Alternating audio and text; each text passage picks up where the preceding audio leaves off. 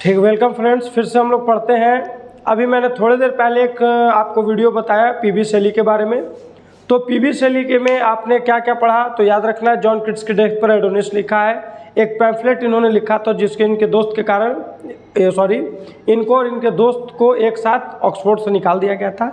ठीक है, और पीबी शेली के डेथ अंतिम में डूब करके मर के होने हुई थी। ठीक है, इनको सेकंड जनरेशन का पोइट माना जाता है, ये सब बात याद रखना। सेकंड जनरेशन रोमांटिक पोइट में पीबी शेली, जॉन किट्स और लॉर्ड बैरन थे। ये सब पॉइंट याद रखने वाली बात है। ठीक है, अब लास्ट के 20 दिन बचे हैं। हम आपको बार बार बोल रहे हैं कि सिर्फ फोकस जो आपने पढ़ा है उस चीज़ को फोकस करो, बाकी सभी चीज़ों को याद कर लो। 9th-10th की बुक जितना हो सके अच्छे से कवर करो। एक अब हम लोग पोइट्री में आज हम लोग बढ़ते हैं। वाल्ट व्हिटमैन के बारे में इनको नज़रअंदाज मत करिएगा, क्योंकि जितने भी अभी तक आपने पोइट पढ़े हैं वो इंग्लैंड के पोइट पढ़े हैं। थोड़ा सा अमेरिकन पोइट्री के बारे में भी हम लोग बात करेंगे। तो अमेरिकन पोइट्री में सबसे बड़ा नाम आता है वाल्ट व्हिटमैन का, याद रखना। और इनको ऐसा वैसा नहीं कहा जाता है, इनको पीपुल्स पोइट ऑफ अमेरिका कहा जाता है। ठीक है, इनको पीपुल्स पोइट ऑफ अमेरिका कहा जाता है, इस बात का याद रखना। अब पीपुल्स पोइट ऑफ अमेरिका ऐसे थोड़ी ना किसी का नाम आ जाएगा, ऐसे थोड़ी ना आप विशाल सर को कह दीजिएगा। ठीक है, आप अगर उतनी मेहनत करेंगे तभी हमारा कुछ नाम होगा। तो पीपुल्स पोइट ऑफ अमेरिका कहलाने के लिए इनकी थोड़ी सी स्ट्रगलिंग लाइफ के बारे में थोड़ा सा चर्चा करेंगे। तो इनका जन्म हुआ है 1819 में और इनकी डेथ हुई है 1892 में। पहले डेट याद कर लेना, जन्म और मृत्यु की।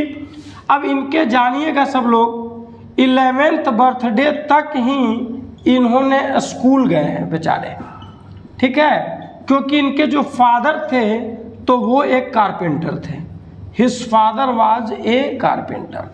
तो इनको क्या करना पड़ा, अपने पिताजी का ही हाथ बटाना पड़ गया 12वीं साल से। ठीक है, आप इस बात को समझिएगा। अब 12वें साल से जब पिताजी का हाथ बटाने लगे तो फिर इनको जॉब मिला है एक प्रिंटिंग प्रेस में। प्रिंटिंग प्रेस में इनको जॉब मिला है और वहाँ से इनको जॉब मिला एक लॉयर के घर में, याद रखना। अब जब एक लॉयर के घर में जॉब मिला तो लॉयर का काम क्या होता है, पढ़ने का, पढ़ाने का। जितना ज़्यादा आर्टिकल याद रहेगा, नियम कानून याद रहेगा, उतने अच्छे वकील होंगे। तो इनको यहाँ पढ़ाई का माहौल मिला, याद रखना, इनको यहाँ पढ़ाई का माहौल मिला।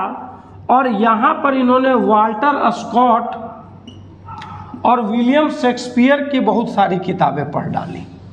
और विलियम शेक्सपियर को भाई जो पढ़ेगा और वो लिटरेचर से, आप देखे ना थे जॉन किट्स क्या किए थे, एडमंड स्पेंसर की किताब पढ़ के आकर्षित हो गए थे और वहीं से वो पोइट बन गए। तो इन्होंने विलियम शेक्सपियर और वाल्टर स्कॉट से सबसे ज़्यादा ये इंस्पायर्ड वाल्टर स्कॉट से हुए थे और इनको लिखने के क्षेत्र में ये लिखने लगे। और प्रिंटिंग प्रेस में जॉब किए ही थे, बचपना इनका बड़ा स्ट्रगलिंग बीता ही था। तो इनको सबसे पहले जॉब जो मिला है वो एक न्यूज़पेपर में मिला है जिसका नाम है डेली ईगल, याद रखना, याद रखना। इसी प्रकार आपको मैंने एक और बात बताया था, चार्ल्स डिकेंस जिनको महान नॉवेलिस्ट बताया जाता है, वो भी मॉर्निंग क्रॉनिकल नाम के न्यूज़पेपर में जॉब किए थे। विलियम हैजलिट जिनको महान एसेइस्ट कहा जाता है, तो वो भी चार्ल्स डिकेंस के साथ वो भी जॉब किए हैं। तो मॉर्निंग क्रॉनिकल में इनको न्यूज़पेपर में याद करना है। लेकिन कुछ दिन जॉब करने के बाद इनकी मालिक के साथ बनी नहीं। अब मालिक के साथ जब बनी नहीं तो इन्होंने एक और दूसरे न्यूज़पेपर में काम किया है। उस दूसरे न्यूज़पेपर का नाम क्या है, द डेली क्रिसेंट। ये भी याद रखना है। ये पॉइंट आपको, 2 पॉइंट बड़े इंपॉर्टेंट है जो याद कर रखने हैं। ठीक है, अब सुनिए हो क्या रहा था। जिस समय ये अमेरिका में थे तो अमेरिका में चल रहा था उस समय सिविल वार। अब सिविल वार क्या होता है, जैसे अब घर में ही 2 भाई आपस में लड़ जाएं तो वो गृह युद्ध हो गया, सिविल वार हो गया। ठीक है, तो इसी तरह से अमेरिका में सिविल वार चल रहा था नेग्रोस के बीच में और गोरे के बीच में, वाइट्स के बीच में, याद रखना। अब गोरा और काला ये मत सोचिएगा कि विशाल सर काले हैं तो वो नेग्रोज हो गए, ऐसी बात नहीं है। और वाइट्स कौन हो गए, तो जो भी इंडियन हैं, साउथ अफ्रीकन हैं, अमेरिकन हैं, इनको नेग्रोज नहीं कहेंगे तो ब्लैक में कहेंगे। और वाइट्स अंग्रेज लोगों ने अपने आप को कहा है। तो नेग्रोज और वाइट के बीच में वहाँ पर क्या चल रही थी, भिड़ंत लड़ाई चल रही थी। और अब इस पर मैं कुछ बात आपको बताने वाला हूँ, आप याद रखिएगा। अब्राहम लिंकन जो वहाँ के हैं, कैवे राष्ट्रपति हैं, तो अब्राहम लिंकन वहाँ के 16th प्रेसिडेंट है। कैवे प्रेसिडेंट है? 16th president. ये बात आपको याद रखनी होगी, सब कुछ वीडियो में क्लियर आ रहा है, ठीक है। तो अब्राहम लिंकन जो थे वहाँ के कैवे राष्ट्रपति थे, तो ये वहाँ के 16वें राष्ट्रपति थे। तो याद रखिएगा, इन्होंने एक बात किया, सब लोग समझिएगा। ये उस समय अमेरिका में एक बात और चल रही थी, आपने इस वर्ड का नाम सुना होगा, अपार्थीड। तो अपार्थीड वर्ड का मतलब होता है रंग भेद की नीति। इसके बारे में आप जरूर सुने होंगे, रंग भेद की नीति के बारे में। तो अब देखिएगा, इस रंग भेद की नीति के खिलाफ आवाज़ उठाने वाले सबसे पहले कोई प्रेसिडेंट थे तो अब्राहम लिंकन थे। लेकिन जानिएगा कि अब्राहम लिंकन कोई कानून पास कर देते तो लेकिन उसको पार्लियामेंट से होकर के गुजरना पड़ता। अब पार्लियामेंट में वहाँ कौन बैठे तो सभी गोरे लोग बैठे थे। याद रखिएगा, गोरे लोगों को सिर्फ वोट देने का अधिकार था, काले लोगों को वोट देने का अधिकार नहीं था। इसी पर ना एक पोएम, एक स्पीच दिया गया है, आई हैव ए ड्रीम। इसी पर तो एक स्पीच दिया गया है, आई हैव ए ड्रीम। और आई हैव ए ड्रीम के स्पीच देने वाले कौन हैं? Martin Luther king junior. याद रखना, क्योंकि मार्टिन लूथर सीनियर के बारे में तो मैंने आपको बताया था कि प्यूरिटन्स एज की शुरुआत करने वाले मार्टिन लूथर किंग सीनियर थे, मैंने आपको बताया था। वो मार्टिन लूथर किंग, और आई हैव ए ड्रीम एक भाषण दिया है किसने? तो मार्टिन लूथर किंग जूनियर ने। अब इनकी बात आ रही है तो 2-3 पॉइंट इससे बता दे रहे हैं जो आपको इम्पोर्टेंट होगा।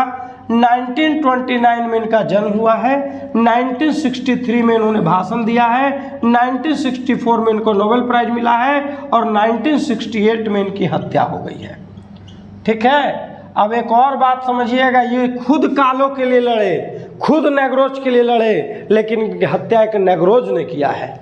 सेम चीज़ यहाँ अब्राहम लिंकन खुद नेग्रोज के लिए लड़े, लेकिन इनकी हत्या एक नेग्रोज ने की है। ये बहुत बड़ा पॉइंट है कि एक नेग्रोज ने इनकी हत्या क्यों की। तो अब्राहम लिंकन ने जब कानून पास कर दिया था, और ये जान रहे थे कि ये पार्लियामेंट से नियम पास नहीं होने वाला है, क्योंकि पार्लियामेंट में सब तो भाई गोरे लोग बैठे हैं और गोरों के खिलाफ कोई नियम कानून पास होगा तो ये चीज़ तो आने वाली है नहीं। तो ऐसा लोगों ने सोचा कि भाई कैसे होता है कि प्यासे को पानी दिखा के आप छीन लीजिए, ऐसा नेग्रोज के लोगों के साथ हुआ। तो इसी में से एक नेग्रोज ने इनकी हत्या कर दी थी, अब्राहम लिंकन की। अब सुनिएगा सभी लोग, अब्राहम लिंकन की हत्या पर वाल्ट व्हिटमैन ने एक कविता लिखी है, ओ कैप्टन माई कैप्टन। ये ही बड़ा इंपॉर्टेंट क्वेश्चन है, इन्होंने किसकी डेथ पर ये पोएम लिखा है? तो Abraham Lincoln. Abraham Lincoln America के 16वें राष्ट्रपति। ये बहुत अच्छा और बहुत इंपॉर्टेंट पॉइंट है। किससे? तो वाल्ट व्हिटमैन से। याद रखना, वाल्ट व्हिटमैन को क्या कहा जाता है? तो पीपुल्स पोएट ऑफ अमेरिका कहा जाता है, ठीक है। अब कुछ बातें मैं बोर्ड से मिटाता हूँ ताकि मैं आपको और भी बातें समझा सकूँ, लिखवा सकूँ, बता सकूँ। तो समझिएगा, तो अब जब सिविल वार में खुद गए हैं लोगों की मरहम पट्टी लगाने के लिए वाल्ट व्हिटमैन जी, और इन्होंने देखा कि अरे बाप रे बाप, ये तो अमेरिका के राष्ट्रपति की ही हत्या हो गई, तो हम किस खेत की मूली हैं। तो यहाँ पर ओ कैप्टन माई कैप्टन उन्होंने इस कविता लिखा है, लोगों को समझाने की कोशिश की है, या उनके डेथ पर एक मॉर्निंग किया है, MOURNING, ठीक है। मॉर्निंग का मतलब शोक व्यक्त किया है, ठीक है। अब जब समझिएगा, वाल्ट व्हिटमैन जी अपनी जितने भी कविताएं लिखे थे उसको एक बुक में छपवाते हैं। उस बुक का नाम क्या आता है? तो लीव्स ऑफ ग्रास। और ये बुक कितने में छपी? तो 1855 में, ये याद रखना है। अब जब 1855 में इनकी बुक आई तो इस बुक को छापने के लिए कोई पब्लिकेशन वाला तैयार नहीं था। तो इन्होंने क्या, अपने ऑन एक्सपेंसेस पर, इन्होंने अपने खर्चे पर इन्होंने इस बुक को छपवाया, ये सोच करके। जैसे टाइटैनिक फिल्म का तो सुने हैं कि डायरेक्टर ने अपने सब घर वर सब बेच दिया था, लेकिन टाइटैनिक फिल्म जब बनी तो 7 ऑस्कर अवार्ड मिला। तो उसी तरह से इन्होंने ऑन एक्सपेंसेस सब घर द्वार सब अपना, घर द्वार तो नहीं बिकाएगा भाई किताबें बनाने में, लेकिन एक अच्छी खासी जमा पूंजी इनकी खर्च हो गई और ये किताब भी मार्केट में फ्लॉप हो गई। लेकिन सिर्फ ये किताब अमेरिका में फ्लॉप हुई, जैसे ही ये किताब अमेरिका के बाहर गई तो ये धूम मचा दिया। और फिर से अमेरिका में इस किताब को 1881 में क्या किया गया? तो इस किताब को रीप्रिंट किया गया, याद रखना। अब जब ये किताब 1881 में रीप्रिंट हुई तो पीपुल्स पोएट ऑफ अमेरिका की उपाधि मिली। और याद रखना, इनको बार्ड ऑफ डेमोक्रेसी भी कहा जाता है। और इनको क्या कहा जाता है, तो इनको बार्ड ऑफ अमेरिका भी कहा जाता है। ठीक है। और इनकी एक और फेमस बुक है जिसका नाम है ड्रम टेप्स। इनकी एक और फेमस बुक है जिसका नाम है ड्रम टेप्स। ठीक है। तो ये बात रहा किसके बारे में, तो वाल्ट व्हिटमैन के बारे में। बस जाते जाते मैं आपको कुछ और बातें बताना चाहूँगा। इनकी एक बड़ी अच्छी फेमस पोएम है जिसका नाम है सॉन्ग ऑफ माई सेल्फ। ठीक है। Song of my self class 12 में ये पोएम पढ़ना भी है। बस 2 मिनट इसका समरी थोड़ा सा बता देते हैं। सॉन्ग ऑफ माई सेल्फ में पोएट ने कहा है, I sing myself and assume myself and what I assume you shall also assume. अरे भाई, जिस तरह से मैं दुनिया को देखता हूँ भाई तुम क्यों नहीं देखते हो, जिस तरह से मैं दुनिया के बारे में सोचता हूँ तुम क्यों नहीं सोचते हो, क्यों सोचेंगे भाई आपके बारे में, क्यों सोचेंगे। तो इन्होंने एक लाइन कहा है, for every atom belonging to me as good as belong to you. जिस एटम से मेरी उत्पत्ति हुई है उसी एटम से तुम्हारी उत्पत्ति हुई है। कितनी अच्छी लाइन इन्होंने बताया। और इन्होंने कहा कि अगर तुमको विश्वास नहीं है तो my parents, your parents, parents को मिला लेना तो पता चलेगा कि we are the origin of same atom. तो फिर क्यों डिस्क्रिमिनेट करते हो, धरती पर आए हो तो डिस्क्रिमिनेट क्यों करते हो। लाइन से पीके फिल्म में बताया है कि इतना सा है गोला और ऐसे ऐसे सैकड़ों गोले क्या कर रहे हैं, फैल रहे हैं। ठीक है। और इतने छोटे से गली में छोटे से जगह पर बैठ करके और तुम बोलते हो कि हम अपनी गॉड की रक्षा करेंगे। अरे भाई, गॉड ने हम सबको बनाया है, वो अपनी रक्षा खुद कर लेगा। गॉड के नाम पर लड़ाई झगड़ा मत करो।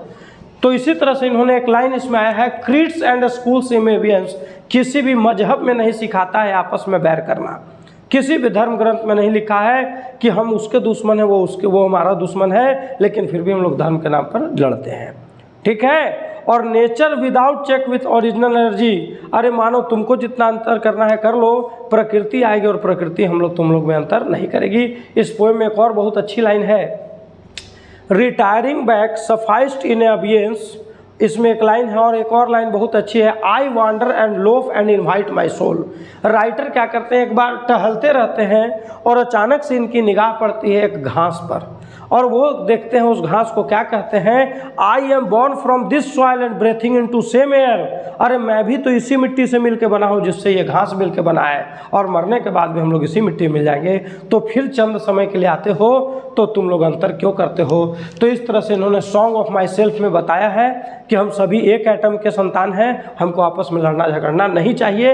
ये आप सोचिए कि किस तरफ इशारा कर रहे होंगे वाल्ट व्हिटमैन। तो ये कहीं ना कहीं गोरे और कालों के बीच में अंतर को दर्शा रहे होंगे। ठीक है। तो आज के लिए इतना ही। हम लोग मिलते हैं फिर से कुछ नए पोइट्स के बारे में, कुछ नए नॉवेलिस्ट के बारे में। ठीक है। तो कल जब मेरी क्लास होगी, अब नॉवेल्स पे आ जाए। बहुत दिन से पोइट्री हम लोग पढ़ लिए, प्लेट पर बहुत सारे पढ़ लिए, पोइट्री पढ़ दिए, बच गया है तो नॉवेल्स को पढ़ के फिर आगे हम कुछ नहीं पढ़ाएंगे, सिर्फ और सिर्फ रिवीजन करवाएंगे। ठीक है। जितने भी महान महान पोइट होंगे, शेक्सपियर हो गए, जॉन मिल्टन हो गए, अलेक्जेंडर पोप हो गए, स्पेंसर हो गए, चौसर हो गए, इस महान महान पोइट पर हम लोग सिर्फ रिवीजन करेंगे और प्रैक्टिस करेंगे। ठीक है। लास्ट 25 डेज अब बच गए हैं, जम के लग जाइए तैयारी में आप लोग। ठीक है। Thank you.